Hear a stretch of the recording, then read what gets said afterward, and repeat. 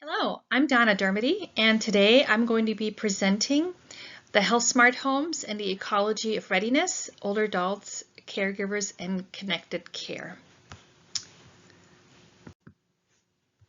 I'd like to begin by acknowledging the traditional custodians of the land from which I join you today, the Kabi Kabi Gubbi Gubbi people, and also pay my respects to their elders, past, present, and emerging. I also extend that respect to the traditional custodians of the lands wherever you might be viewing this webinar from. So a hearty welcome. So today I'm going to try to talk about three main things. One is the key factors that shape adoption readiness for health smart home technologies in older adults, and by proxy also family caregivers. I'm going to use an ecological lens to understand multi-level influences on readiness. And finally, I'll discuss some implications for research and practice in digital health and aging. And I'm going to try to do that in about 10 to 15 minutes. Hopefully.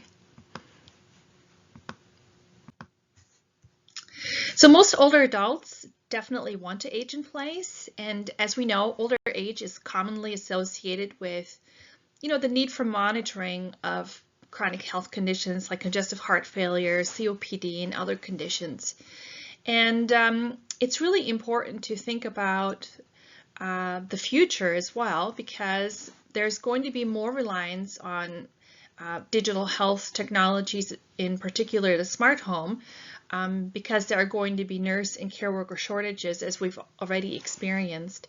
And that's coupled with, things like globalizations, which has brought changes where family caregivers often live at greater distances. For example, I'm an expat in Australia, and my mother lived in Germany, so it was very difficult to, navigate, dementia and some of those things. And not only that, but sometimes family members just live at distances. You might live in a different state or a different country altogether. And finally, there are also changing expectations of future older people, perhaps people like myself and maybe yourself, depending on what your view is on that age spectrum. But there's definitely a change, I believe, in what future older people want when it comes to aging and healthy aging, and many of them want to have much more control over how and where they age. So it's very exciting to see, of course, the industry developing health-focused smart home technologies, other really great health technologies, wearables, apps, and so on. But their effectiveness really are going to depend in large part not only by research and development, but also by translation, implementation science, and importantly, by end user adoption readiness. To help us understand the Health Smart Home that I'm speaking about, I'm going to play this short video. This is a video that I use in my research with older people and family caregivers, nurses, and other clinicians, just to help them to imagine what it might be like living in a smart home. What do we mean by that? And so I'm going to play this for you, and then I'll go to the next slide.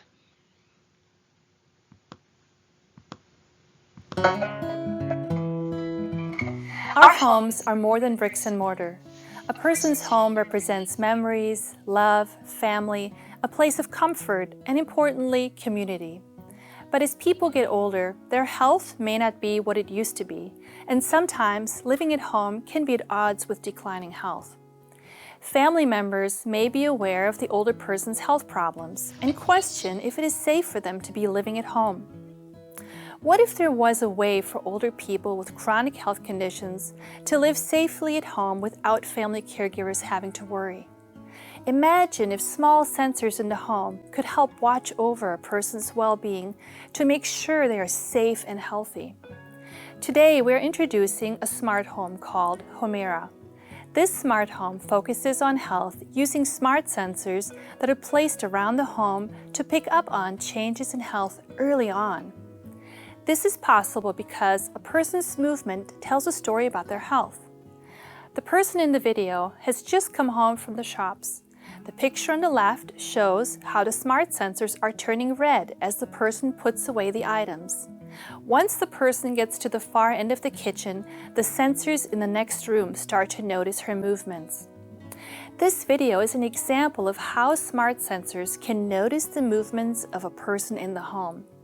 When people do not feel well, they move differently. For example, a person with COVID may spend a lot more time in bed or on the sofa than they normally would, and they may move a lot slower from room to room.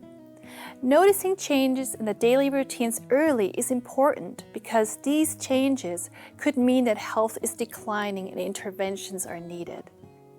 The smart sensors can send an alert to family caregivers, a doctor, or a nurse so that someone can check on the person proactively and help them to manage their health condition, whatever it may be. There are no cameras or audio recordings, and the data collected by the sensors is encrypted and securely stored. Furthermore, the person living with the smart sensors has complete control over whom they want to share their data with. In the future, the Hoekstra smart sensors will recognize health problems sooner and prevent unnecessary emergency room visits by keeping doctors in the loop. Hoekstra will help older people to live at home for as long as possible and give family caregivers peace of mind that someone is watching over the health and safety of their loved one.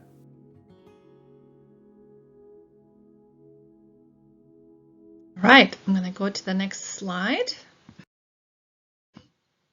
Okay, so here you can see a floor plan of a real participant's home.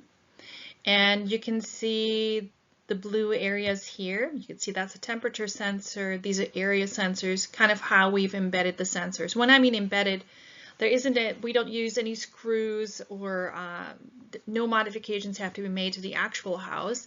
Basically, the sensors are quite small and they are placed on the ceilings or on walls with command strips. So these are two double-sided tape that are released without damaging anything. So this is basically how it's laid out. You could just see that. Adoption is shaped across multiple levels, not just individual willingness. The studies we did focused on adoption readiness toward implementation.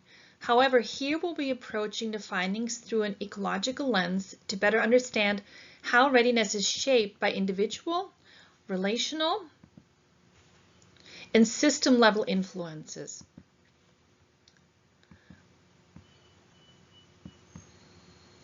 Older adults don't just adopt health technologies in isolation. Instead, their readiness is going to be shaped by the involvement of things like family caregivers, their opinions, their attitudes, community health professionals, and of course, the broader design and function of the health smart home, and perhaps larger system factors. Readiness remains low despite the benefits largely due to underexplored system-related factors such as barriers to readiness, usability, and of course the larger system integration into care systems.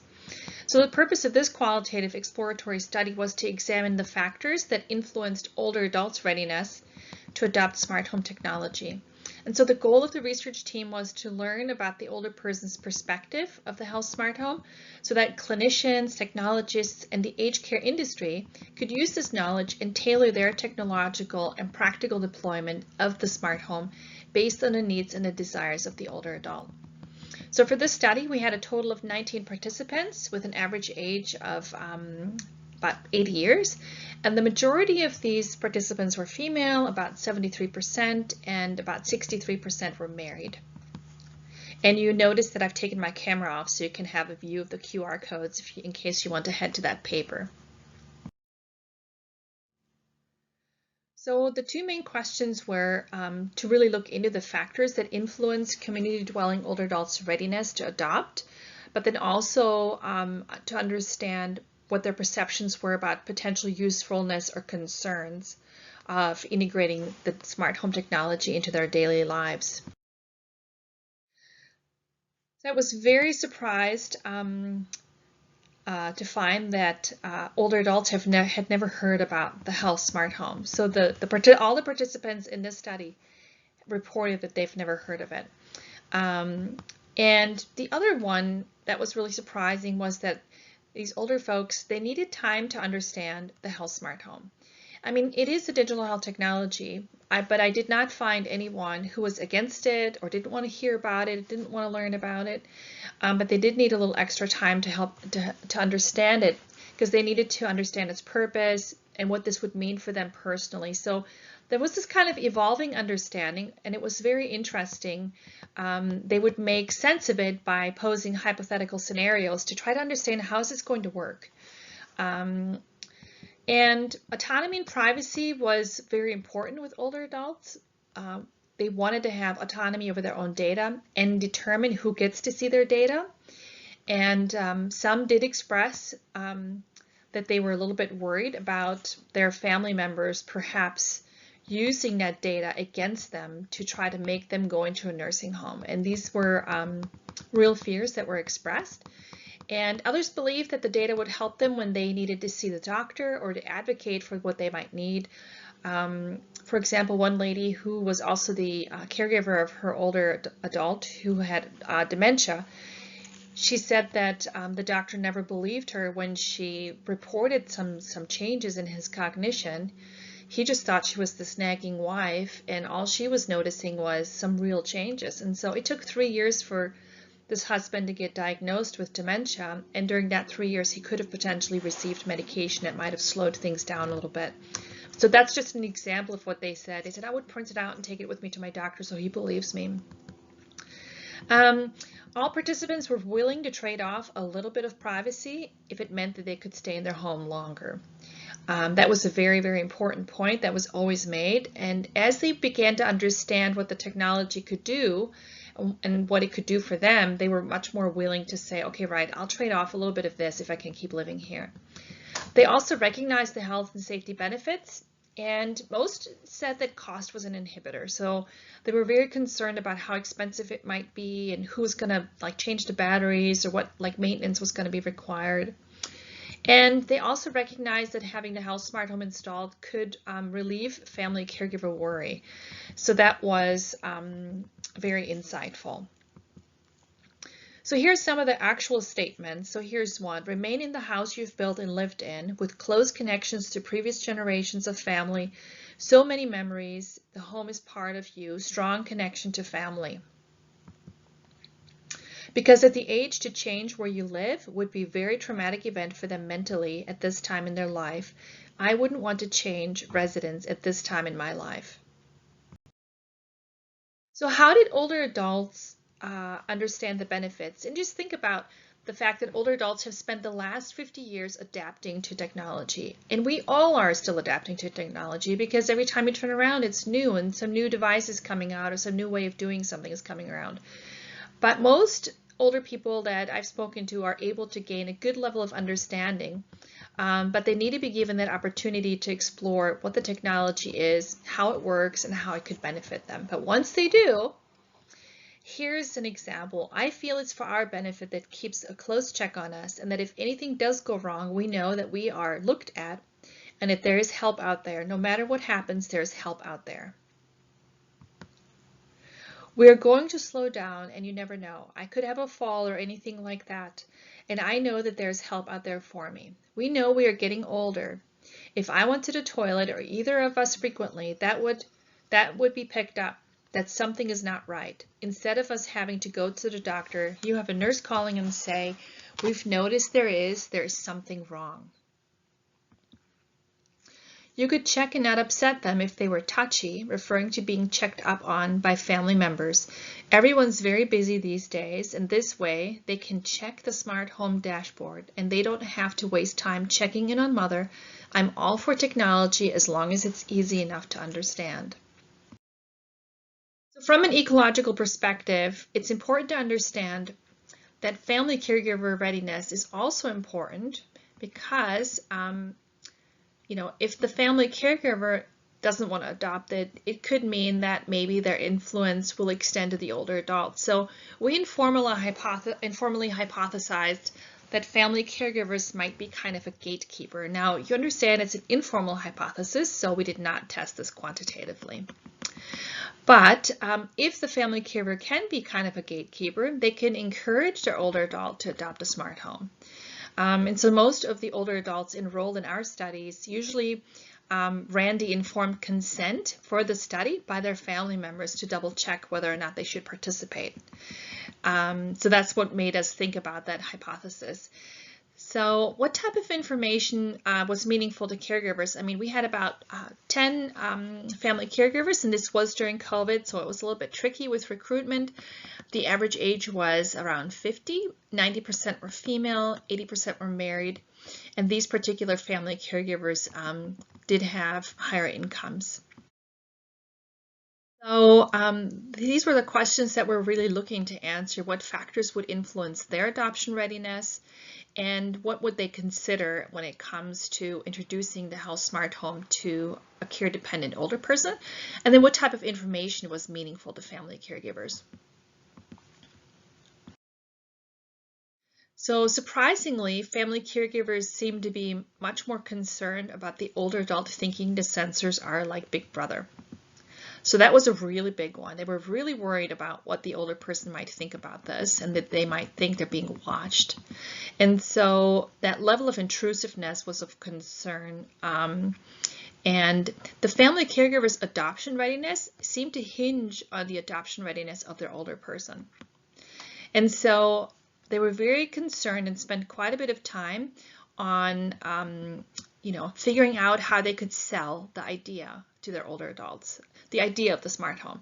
So when I've gone back over the interview data, it did seem that there was a bit of a mismatch between what the family caregivers thought the older adult wants versus what the older adult actually wanted. And we find that to be very interesting.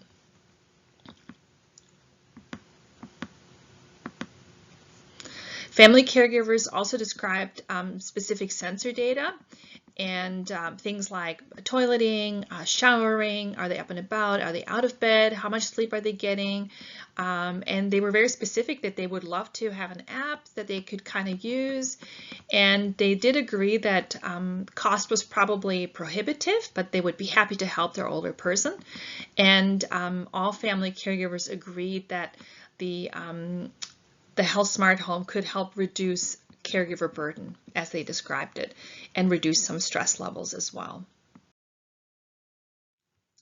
So what do family caregivers want? I think the number one thing that they talked about was that it would give them peace of mind. He might say, it would be like Big Brother. Now, I know it isn't, but he'd have to be convinced. And this is an example of what I mentioned earlier, where they thought that their older person would really think that. But they obviously themselves didn't believe that. Good thing about this is that there's no video. So family caregivers definitely thought that having a video or audio in the home of the older person would be a deal breaker. And admittedly, older persons are not very thrilled about the prospect of having video. To me, it's about empowering someone to remain in their own home because that's a backstop. You don't have to be there 24/7. You don't have to call on them. But this way, you can go around your own business, but you can still just keep an eye on them without it being a problem. In fact, we had family caregivers who thought that maybe the Health Smart Home would be less intrusive than actually calling every day, checking up. And many older people also mentioned that they don't necessarily like being checked up on by their children. I just think having that added support, it would save me that time that I don't have. I have 3 children, so if there's someone else monitoring all that kind of stuff and letting me know if there's an urgent situation. So we did have family caregivers who were still in that sandwich generation. On one hand, having children that they still have to care for, and on the other hand, having elderly parents who might be of poor health or have dementia. And it was very, very challenging for them. Yeah, because older people, in my experience, are driven by routine.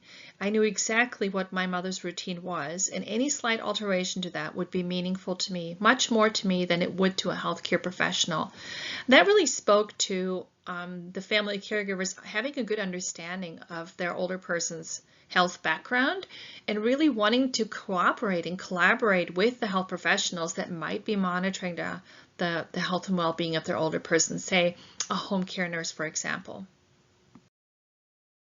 The ecological model really allows us to foreground the connected system of care, which includes older adults, caregivers, and technology readiness services.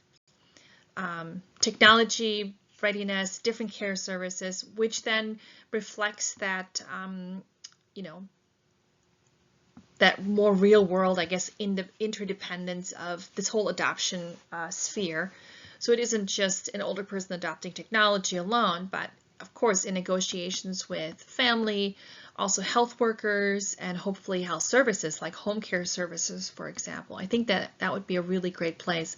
And we find ourselves working primarily in the microsystem and in the mesosystem as researchers. So we kind of straddle that sphere working with these healthcare organizations and then collaborating among ourselves as research professionals and academics, and then of course working with older adults, family caregivers, and frontline health professionals.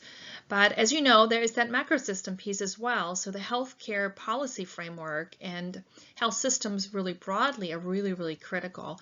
And this is where a lot of research actually needs to be done, because we need to continue to develop what I might call that scientific dossier, so that we can have clinically validated health outcomes.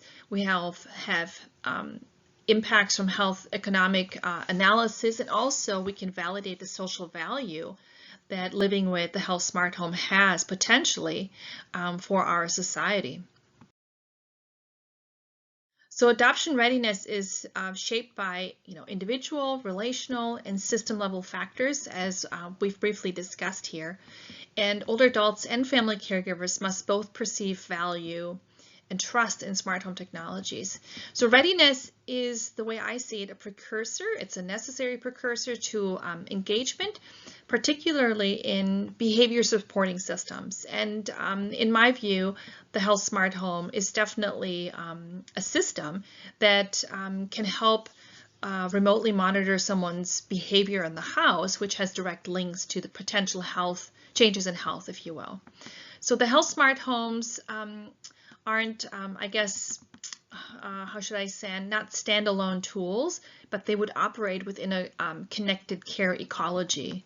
And so, yeah, so that's, I guess, from my perspective and how I see that. And much more work needs to be done on understanding how to integrate the health smart home and understanding the adoption readiness, and actually also how health professionals, not just nurses, but physiotherapists, occupational therapists, psychologists, social workers, how we can all collaborate and benefit from this type of system to help care coordinate and care plan with the participation of the older person and their family caregiver.